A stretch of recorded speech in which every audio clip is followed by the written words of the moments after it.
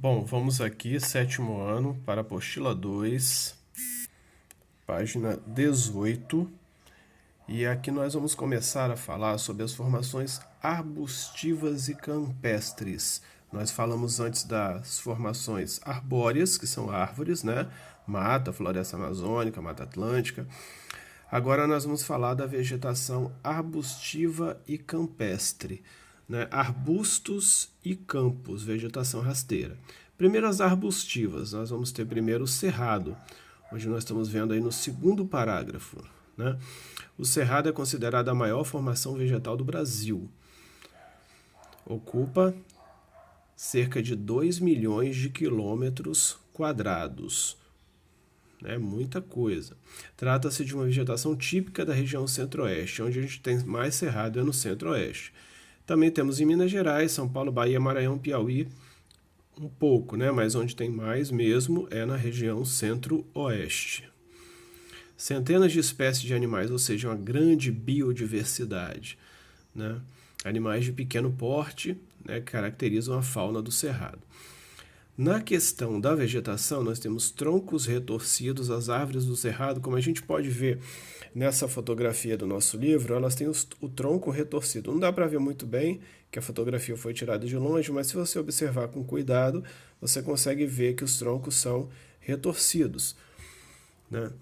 A casca do tronco é grossa, as raízes profundas para buscar água no subsolo, né? E algumas, aqui está dizendo muitas, né, são consideradas caducifólias, que é aquelas que perdem as folhas e ficam sem folhas. Né? São poucas as plantas no Brasil que têm essa característica, porque as nossas plantas, nossos vegetais, como a gente já viu, eles são perennifólias, as árvores, né? Elas não perdem as folhas, a folha cai e nasce outra, não fica no inverno sem folhas, como são as caducifólias. Né? Mas algumas são, como está dizendo aqui. O cerrado é considerado um hotspot. Aqui embaixo está dizendo o que é isso, hotspot. Né?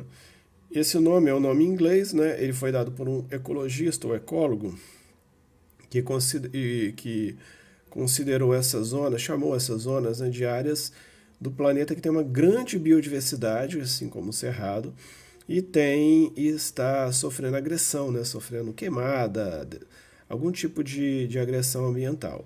Então, o cerrado é considerado um hotspot, que está ameaçado, está sendo agredido. Né?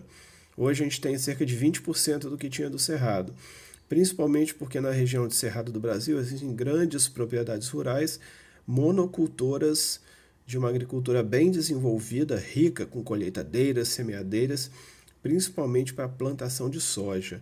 Um produto que não é do Brasil, mas que hoje o Brasil é o segundo maior produtor mundial, principalmente devido à produção no centro-oeste do Brasil, na área de Cerrado, onde Cerrado foi devastado para isso, né, para a produção agrícola. Bom, na página 19, nós vamos para outro tipo de vegetação, também de arbustiva, de arbusto, que é a caatinga. Essa vegetação seca e quente, o clima quente e seco, né, adaptado ao clima quente e seco, no sertão do Nordeste, né, é um clima chamado semiárido, ou seja, um semideserto. Desenvolve-se essa vegetação adaptada à falta de água, onde a chuva é pouca e ainda o pouco que tem é mal distribuído durante o ano.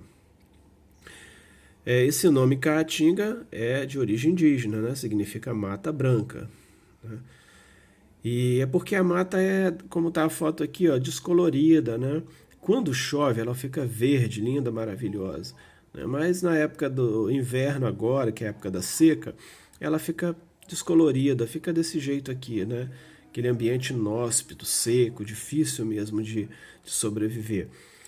Principalmente para a população pobre da região agrícola que depende da chuva, e a chuva não é característica daquela região. Essa vegetação é chamada xerófila, como está escrito aqui na última linha, que significa adaptada à falta de água, falta de chuva, falta de umidade. Né? Por isso que muitas plantas, para se defender, como o cactus, por exemplo, que está aqui na fotografia, armazena água dentro do caule, porque tem pouca água, ele precisa armazenar água para poder sobreviver, na época da seca agora principalmente. Né? Então é a caatinga. Nós vamos estudar ela detalhadamente quando estudarmos as regiões do Brasil, e aí vamos estudar o Nordeste, né? Mas vamos agora para a vegetação que a gente chama de vegetação campestre, né? Ou seja, são campos, são gramíneas, vegetação rasteira, como mostra aqui na foto, né? Tem uma árvorezinha, duas, três, bem longe, mas a maior parte aqui é vegetação rasteira, é vegetação de gramíneas, né? Ideal aqui, como a gente vê na foto, para criação de gado. Parece um grande pasto natural. Ninguém plantou esse pasto, ele é natural dessa região. Que região? O sul do Brasil, o sul do Rio Grande do Sul, como está dizendo aqui. Região chamada de Campanha Gaúcha, né? Que lá no sul é chamado de Pampas, né? São as gramíneas, como está dizendo aqui, até 50 centímetros, né? Vegetação bem rasteira, né? Parece um grande campo de futebol. Virando a página, agora na página 20, vamos para as formações. Já falamos então das florestas arbóreas, árvores, né? Das arbustivas, arbustos, das campestres, né? De campos, vegetação rasteira. Beleza, agora temos mais duas que são vegetações complexas. Elas misturam entre rasteiras e arbóreas e arbustivas, por isso elas são chamadas complexas. É o Pantanal e a vegetação litorânea, que é dividida em duas, manguezais e restingas. Bom, primeiro, o Pantanal. Se a gente voltar lá naquele mapinha de vegetação, a gente vai ver o Pantanal, ele fica no Mato Grosso, um pedacinho, e no Mato Grosso do Sul, né, a maior parte dele está no estado do Mato Grosso do Sul. Ele abrange também o Paraguai, mas aqui no Brasil são esses dois estados. É o tipo de vegetação que menos sofreu agressão do ser humano, desmatamento, queimadas, pasto, cidade, é o que mais está preservado, é o Pantanal mato-grossense, né? Talvez pela difícil de se chegar lá, a área é muito difícil de chegar, para o plantio, é uma área que está sempre alagada no período das chuvas, no verão, e seca, ela tem um período de inundação, fica alagada, um período seco, então é difícil a ocupação nessa região, a construção de cidades, agricultura, talvez por isso ele não foi visado, e aí continua preservado o Pantanal. É o ecossistema do Brasil mais preservado, é só a gente olhar o mapa lá que a gente vê que as áreas antrópicas praticamente não atingiram o Pantanal, né? Ele é chamado campos inundáveis, né? Tem árvores também lá, as árvores espaçadas, né, longe, dependendo do lugar, tem lugares que é mais junto, tem lugares que é mais longe, tem lugares que tem mais gramíneas, por isso que ela é complexa. Campos inundáveis porque fica inundado uma parte do ano, no verão, onde chove mais. E, por último, dos tipos de vegetação, nós temos a vegetação litorânea, que nós vamos dividir ela em duas. Os mangues e a restinga, ou jundu, como está dizendo aqui, né? Que é a mesma coisa. A gente costuma chamar mais aqui na região sudeste e sul de restinga, mata de restinga, e mangue, que é o tipo de vegetação, e manguezal, o ecossistema, né? Bom, aonde nós temos contato da praia, da água do mar com o litoral, com o continente, nós vamos ter restinga. E nessa área onde tem rios desaguando, onde há o contato da água doce com a água salgada, nós vamos ter manguezais. Aonde tem rio desaguando do mar, temos manguezais em volta. Aonde não tem rio, temos vegetação de restinga. Aquela mata em frente à praia de Camburi, do lado do hotel Canto do Sol, né, é uma mata de restinga. É aquela área do aeroporto.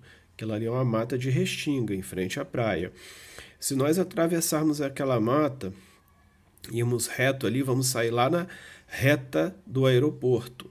Do outro lado da reta do aeroporto, aquela vegetação que existe lá são manguezais. Se a gente entrar ali, vamos sair atrás do bairro Jardim Carapina, que fica do lado, na verdade foi uma área de manguezal aterrada, onde ocupou-se, né, onde as pessoas ocuparam e criou-se aquele bairro ali, Jardim Carapina. Está atrás de uma área de mangue, porque ali deságua um rio, o rio Santa Maria da Vitória, ou seja, mistura água doce com água salgada.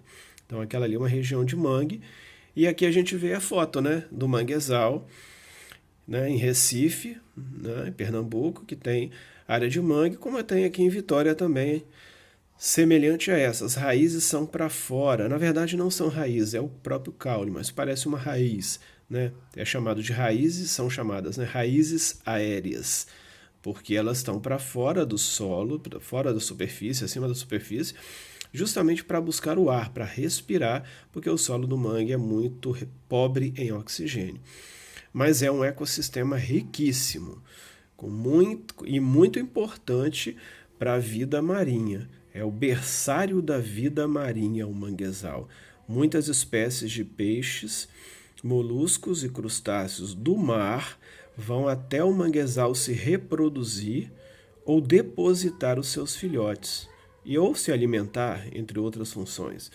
Então ele tem uma importância ecológica muito grande, fora a importância social, enfim, esse é um assunto para um outro momento.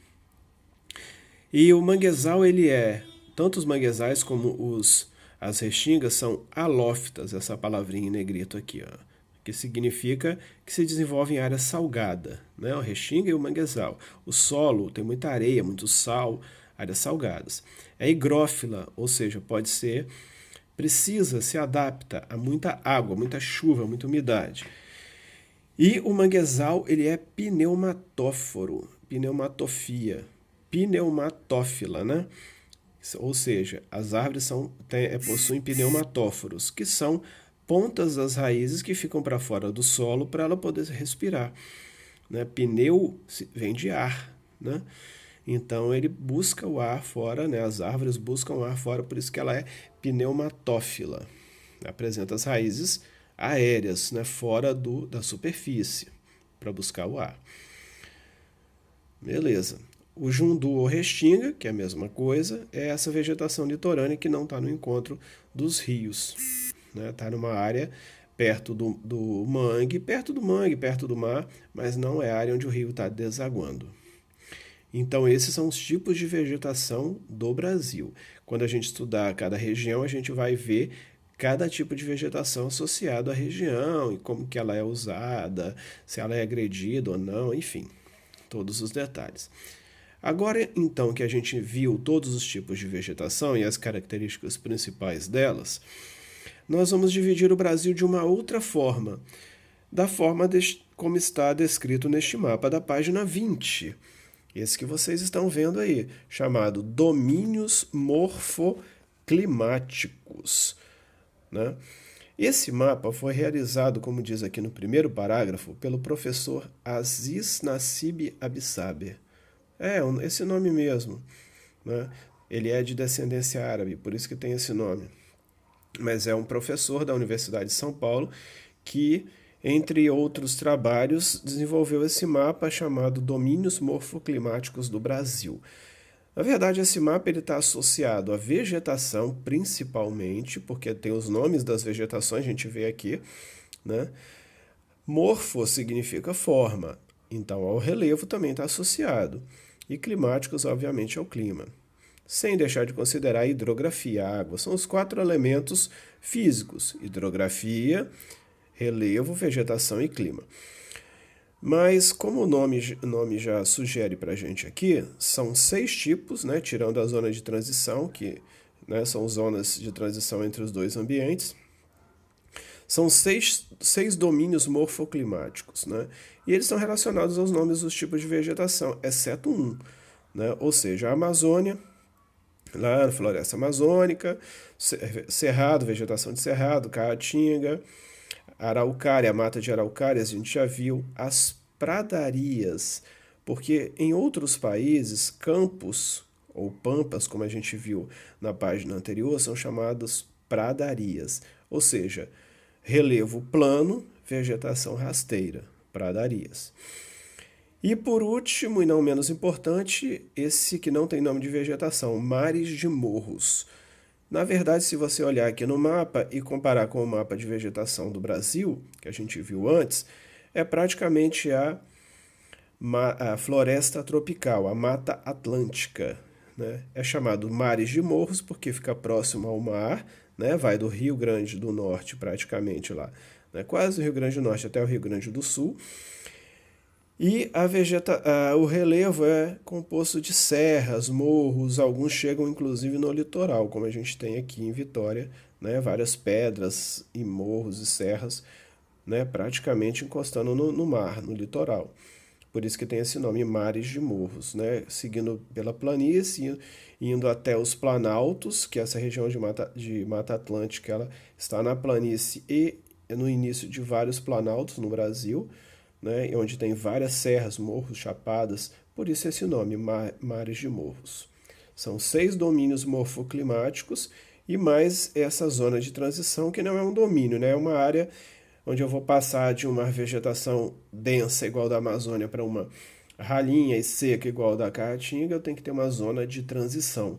Não vou sair de uma imensa floresta e sair numa vegetação de arbusto de repente, né? Tem que ter uma área de transição onde ela vai diminuindo até chegar na outra vegetação de menor porte.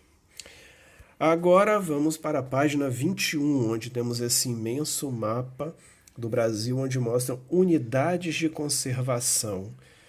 Todos esses tipos de vegetação que nós vimos que foram muito agredidos pelo ser humano, desde a colonização do Brasil, as áreas antrópicas ficaram enormes, destruindo as florestas e outros tipos de vegetação para colocar cidade, pasto ou agricultura.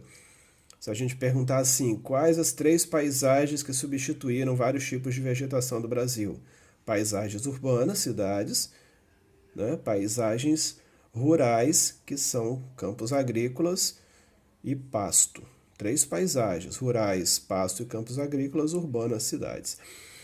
Mas o que aconteceu nessa questão da preservação, né? Depois de tanto se destruir, a necessidade de se preservar esses ecossistemas que já foram bastante degradados e ainda são, né? Como a gente vê nos noticiários, sempre viu, infelizmente, continua vendo. Né? Hoje, felizmente, nós temos leis que protegem a vegetação nativa para que ela não seja totalmente destruída. Né? A Mata Atlântica, por exemplo, só temos 7%. Se continuar desse jeito, se a gente destruir o resto que tem, não vai ter mais Mata Atlântica, não vai ter mais fauna da Mata Atlântica, flora, enfim. E é um prejuízo ambiental muito grande, e até mesmo econômico. Né? Mas, enfim, vejam bem no primeiro parágrafo. Acompanhe aí comigo. As medidas mais significativas de preservação e conservação ambiental no Brasil começaram a ser tomadas em 1973, há 47 anos. Não faz muito tempo assim, né?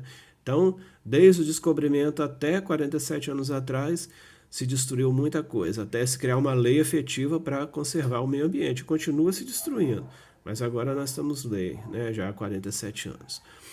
Foi criada a Secretaria Especial do Meio Ambiente, SEMA. E em 1981 foi criado a Política Nacional do Meio Ambiente, né?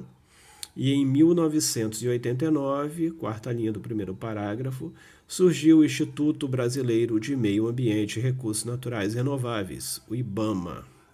Aí sim, até hoje, responsável por preservação do meio ambiente, dos recursos naturais do Brasil, renováveis. Recursos renováveis são rios, são florestas, são matas. Né?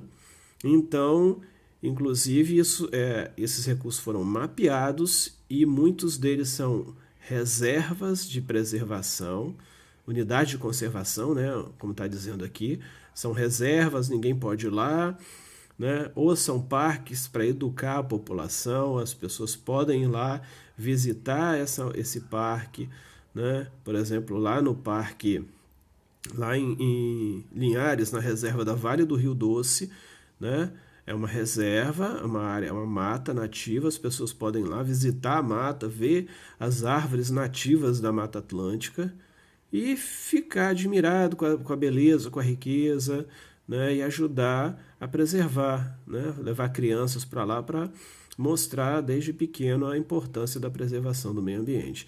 Então, nesse mapa tem várias reservas, parques, né, no Brasil todo. Alguns, né? Aqui no Espírito Santo não mostra, mas a gente tem, né? Mostra alguns na divisa com Minas, mas a gente tem outros que não mostraram aqui, como eu falei, lá em Linhares. Virando a página, vamos ver o que é isso. Esses nomes aqui, ó. Estações ecológicas, parques nacionais, cada um deles tem um nome, tem um objetivo, mas o principal objetivo de todos é a preservação do meio ambiente. Estação ecológica, logo no primeiro parágrafo, está dizendo: é uma área natural de grande valor ecológico, destinada à pesquisa científica. Então, aqui é para os estudantes, os pesquisadores, estudantes de universidade, os cientistas em geral, né, irem estudar essa reserva, essa área. Está fechada, eu não posso ir lá, você não pode ir lá. É para pesquisadores, cientistas, né? Unidade de conservação integral. É proibida a coleta, retirada de qualquer dano ao recurso natural. Quer dizer, uma área preservada mesmo, ninguém pode entrar, ninguém pode ir lá, nem caçar, nem pegar uma árvore, nem pegar uma plantinha, nada disso. Depois embaixo, nós temos parques nacionais, parques urbanos, né? Nós estamos vendo aqui, ó, parques nacionais, parques urbanos e reservas biológicas. Parque nacional, no primeiro parágrafo, que está grifado aí, está dizendo assim, ó, são áreas que possuem grande relevância ecológica e beleza cênica. É um parque nacional. Você pode ir lá visitar, ó, tipo o Parque Nacional de Itatiaia, no Rio de Janeiro. É uma área bonita, você vai lá, visita, vê a beleza desse meio ambiente, né, riquíssimo que a gente tem. Os parques urbanos também são áreas verdes de preservação que são permitidas visitações públicas, como o Parque da Vale, né? É uma área urbana dentro da cidade, uma área natural onde você pode ir lá visitar, né, fazer uma educação ambiental, trilhas ecológicas, enfim. Reservas biológicas, né, correspondem a áreas naturais com preservação integral de todos os seres vivos.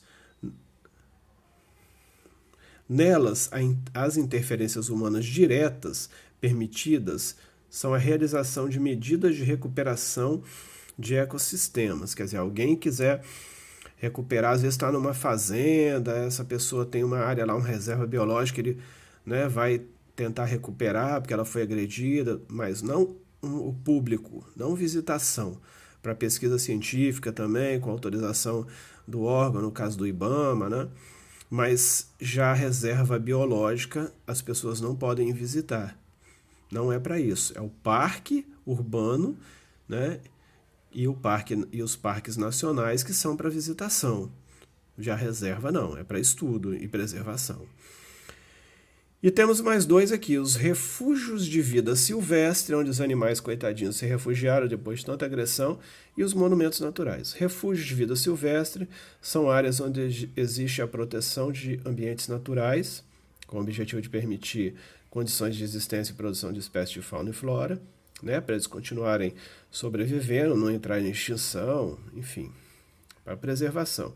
E monumentos naturais são áreas singulares, quer dizer, só tem aquela de grande beleza onde a visitação é permitida, nos dois a visitação é permitida, né? Podem surgir em propriedades particulares, atividades de manejo, onde as atividades de manejo devem seguir as orientações compatíveis com os objetivos da unidade de conservação. Quer dizer, tudo para preservar o meio ambiente e educar as pessoas. Né? Aqui, fechamos aqui essa primeira parte, né? Essa parte da vegetação. Valeu.